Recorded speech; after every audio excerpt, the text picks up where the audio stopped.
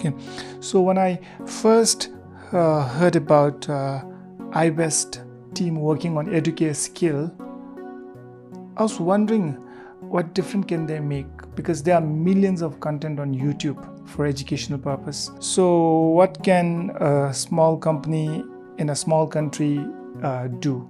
But then it was on the launch day that I saw what Educare Skill is capable of.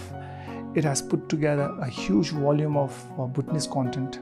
What is very significant is also content in Dzongkha, and those games where you kids can learn how to draw Dzongkha letters, read aloud stories. I was just thinking of the time we are living in, which is different from our times. We listen to stories from our grandparents, and that's what has shaped our imagination. And such an app where all the grandparents' stories are here.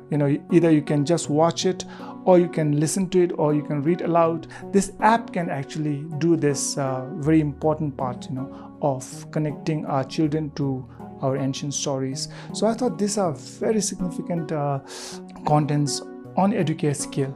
Seriously speaking, now parents also, we are worried about younger kids not speaking Dzongkha language well. If we want to see your young kids speak in Dzongkha, I think Educare is our only hope, because there is a lot of Dzongkha content which kids can turn to every day, and that's how their language can be shaped. So I recommend this to all the parents, especially parents living abroad. If you want to let your children feel like a Bhutanese, especially in language, I think keep them connected to our language through Educare Skill.